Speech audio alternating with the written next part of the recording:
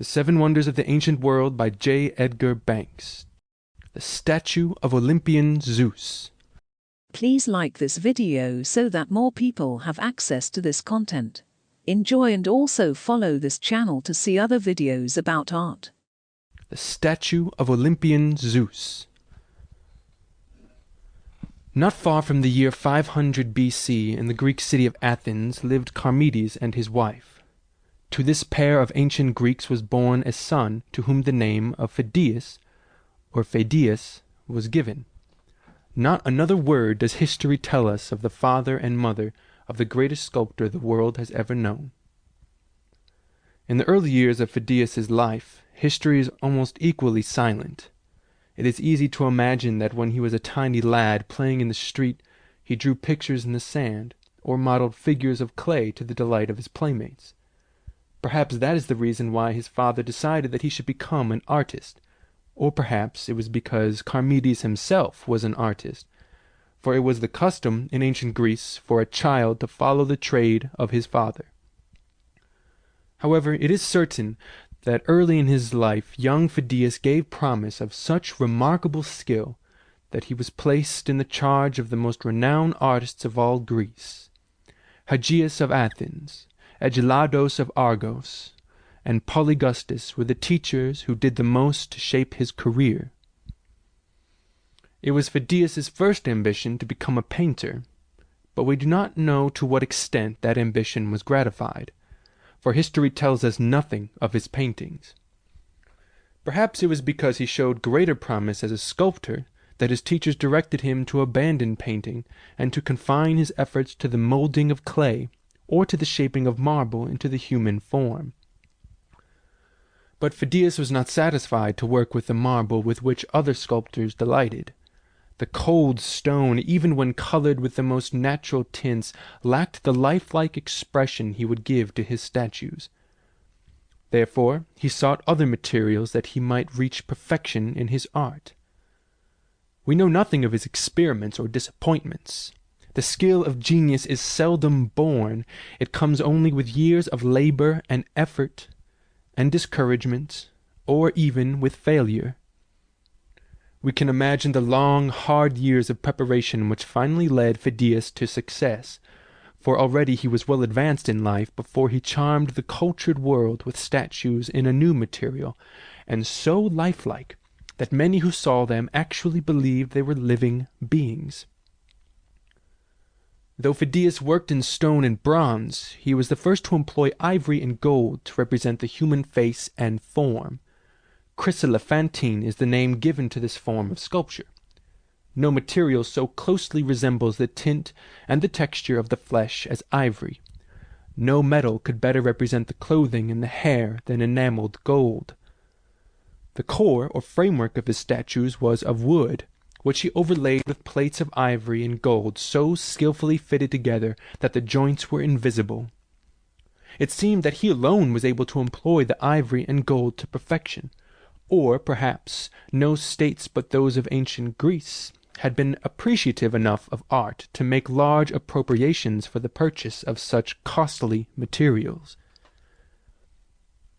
It is sad, and strange, too, that among all the sculptures inherited from the ancient world there is not a single fragment which we can positively say came from the hand of Phidias. There are many statues and reliefs which may have been shaped by him or under his direction, but there is always a doubt if they are his. It is only from the writings of the ancients that we know of his chief works. Of his less important sculptures no records have survived.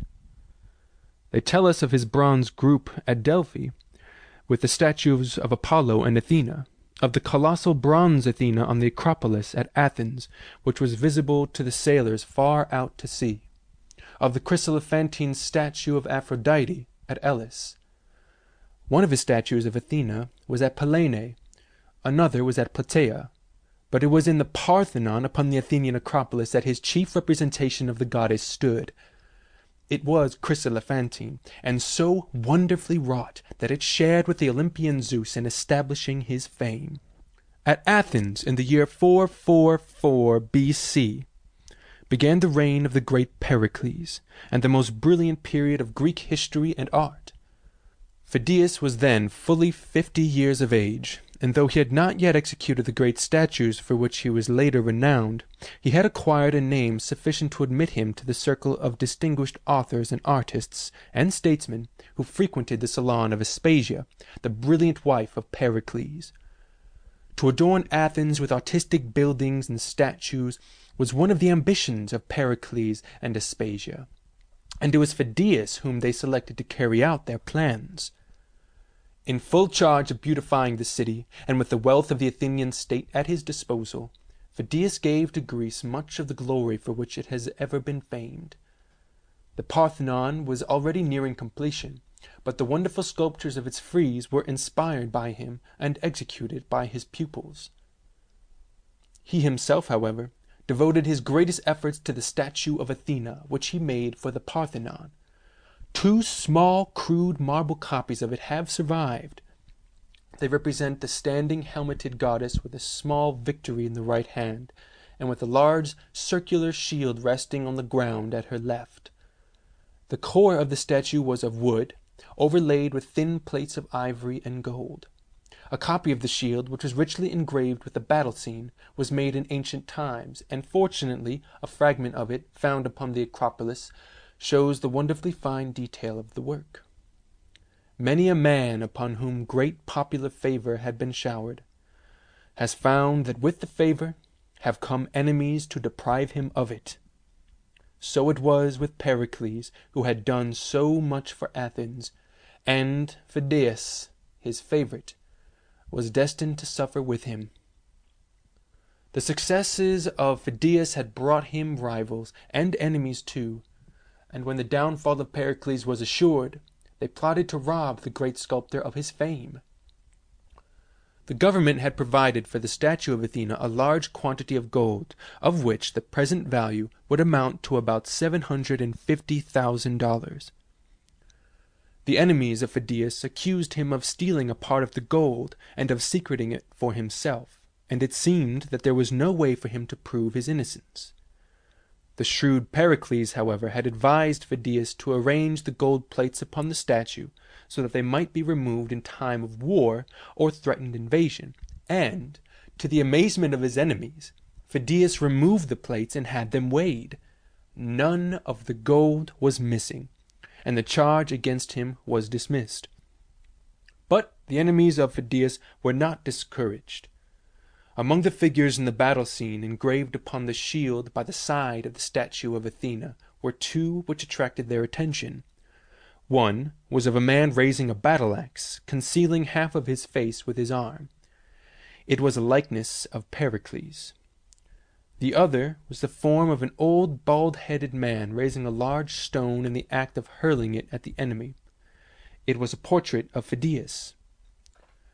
Realism in the religious art of ancient Greece was contrary to custom, and the enemies of Phidias, pretending to be shocked by the appearance of the portraits in so sacred a place, were not slow in accusing him of sacrilege, an act worthy of the greatest punishment.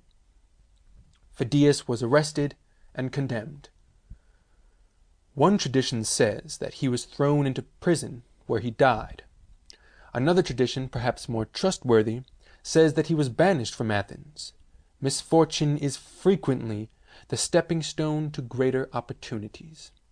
And if the tradition be true, the banishment of Phidias resulted in bringing to him honors far greater than any the Athenians had bestowed upon him, and in giving to the world the wonderful statue of the Olympian Zeus.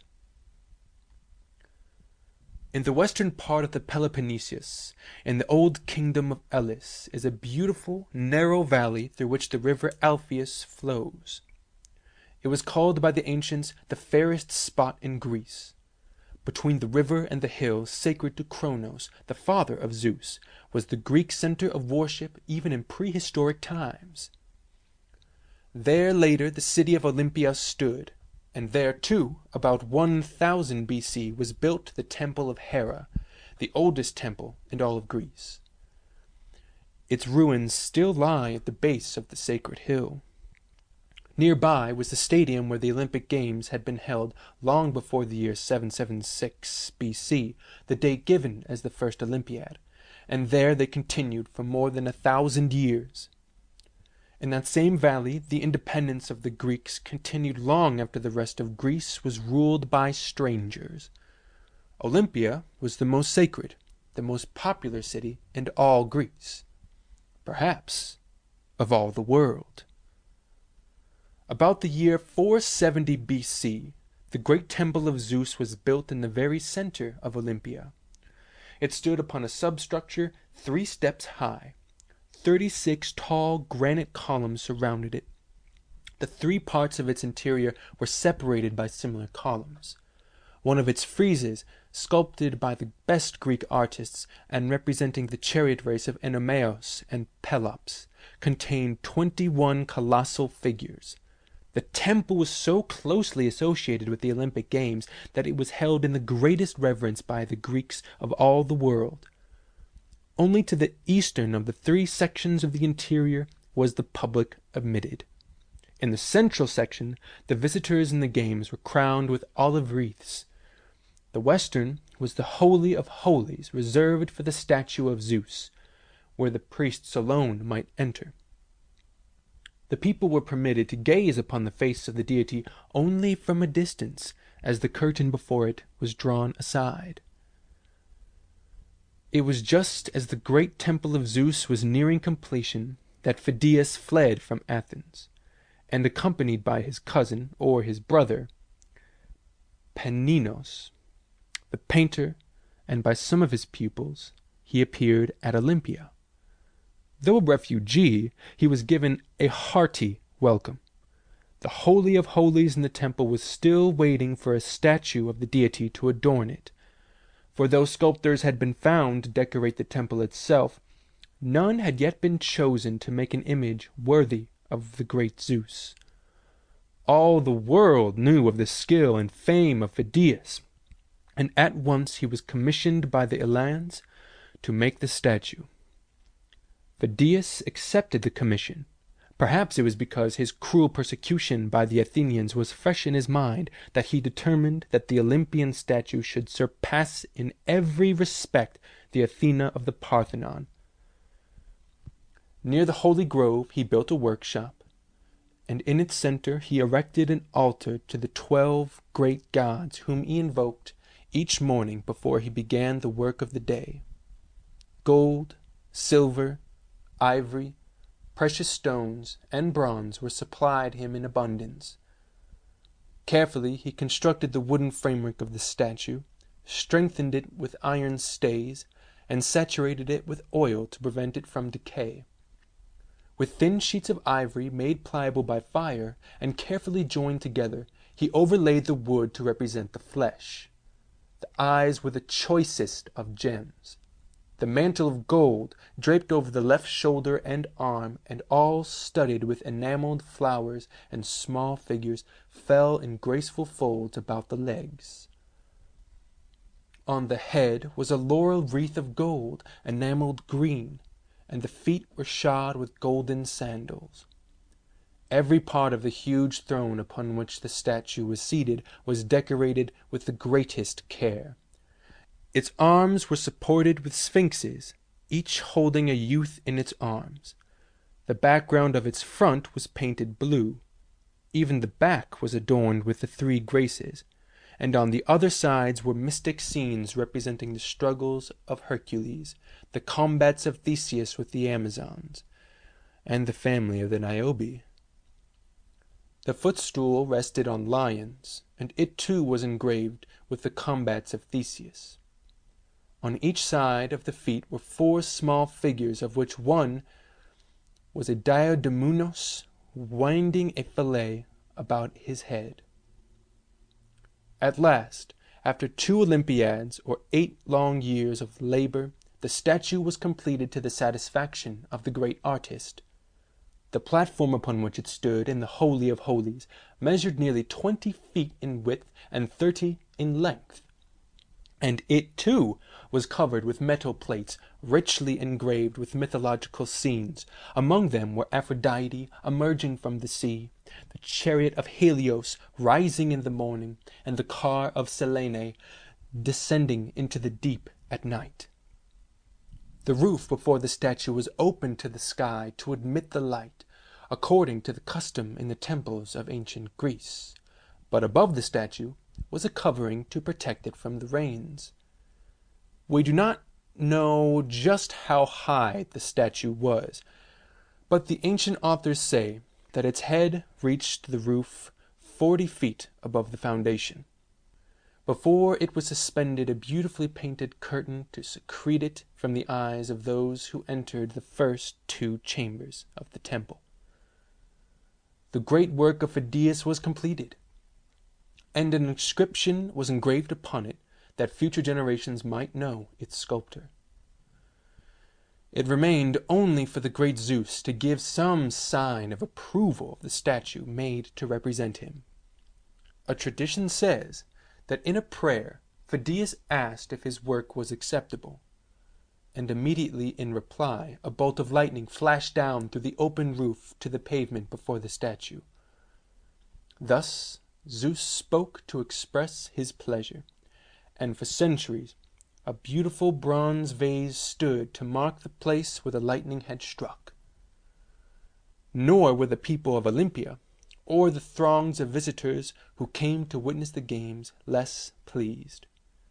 The fame of Phidias spread.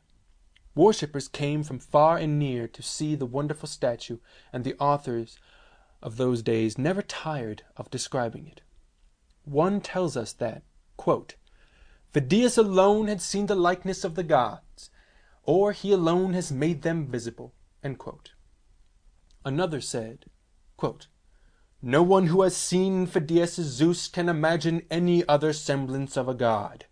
End quote.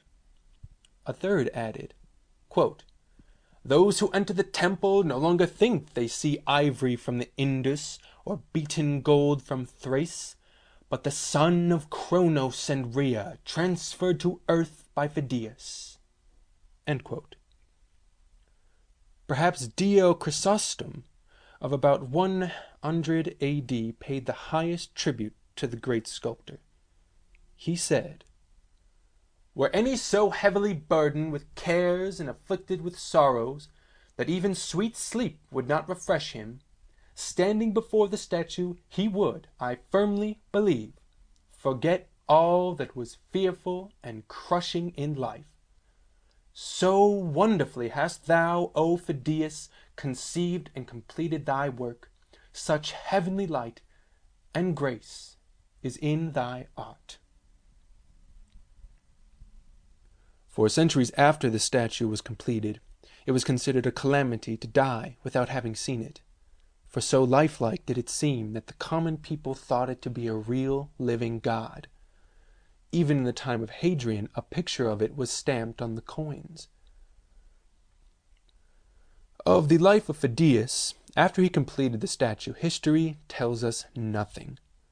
One tradition, but apparently it is without foundation, says that his troubles at Athens were repeated at Olympia, that he was accused of stealing the gold which the government had furnished him, and was condemned to prison, where he died. Some believe that he completed the Olympian statue even before he made the Athena of the Parthenon, and that his life was ended in an Athenian prison. However, it seems that in Olympia his name was always honored, for his descendants, of whom we know next to nothing, were employed by the state to care for the statue. Fortunately, we can follow the history of the statue for nearly 1,000 years, until the time when Zeus had become a myth of the ancients. 60 years after it was completed, cracks appeared in its ivory plates, and Demophon of Messene was employed to repair them. Somewhat later, in some mysterious manner, 2 of its great gold locks were stolen. In Caesar's time it was struck by lightning, but no serious damage seems to have resulted. The Emperor Caligula conceived the idea of transporting it to Rome and of perpetuating his glory by substituting his own face for that of the god. The story says that when the workmen laid their hands upon the statue to remove it, a great peal of laughter burst from the lips of Zeus, and they fled in terror. That the ship that was waiting in the nearest harbor to carry it away was struck by lightning and was burned. In 393 AD, the Olympic Games ceased, and the city rapidly declined. In 408, during the reign of Theodosius II, the temple was burned. Possibly the statue was burned with it, or, if it survived, it was broken up and carried away. Another story says that in the year 390, Theodosius I took it to Constantinople, where it perished in the fire of the year 416. The same story, however, is related of the Athena of the Parthenon, and in later ages the two statues were frequently confused. Though the temple had been burned by the plundering Goths, its walls continued to stand, and they were converted into a Christian fortress. But a century later an earthquake cast them down. Gradually the waters of the river Alpheus overflowed the ruins, burying them in silt from the neighboring hills. In time the city was forgotten, and so it remained during the long centuries of the Dark Middle Ages, even to our own day. In the year 1875, the Germans began the excavations of Olympia and continued their work until the March of 1881. The entire site of the old city was buried to a depth of 16 feet. Down beneath the silt, near the base of the sacred Kronion, was the stadium where the famous games were held. Nearby was the foundation of the old Temple of Hera. Among the ruins of the houses was the home of Nero when he was a contestant in the games. In a great confusing mass, the very center of the ruined city, lay the fallen columns and the sculptures of the famous temple. It was a laborious task to uncover them, but one after another those ancient treasures were rescued. The temple foundation was uncovered. The Holy of Holies, where the statue stood, was cleared, and though its platform had been taken away, one might clearly see where it had been. In the pavement is a little hole, perhaps the very hole which the temple priests used to point out whenever they told the story of how Zeus spoke to Phidias through the lightning flash. When now you visit the site of this famous old Greek city, you see only a mass of foundation walls nearly hidden among the overgrowing bushes. In the stadium you find the marble slabs which marked the starting point of the Olympic runners. You trace the narrow streets among the homes. You stand amazed, looking at the huge fallen columns of the great temple. You enter the Holy of Holies, where in the early days none but the feet of a priest trod.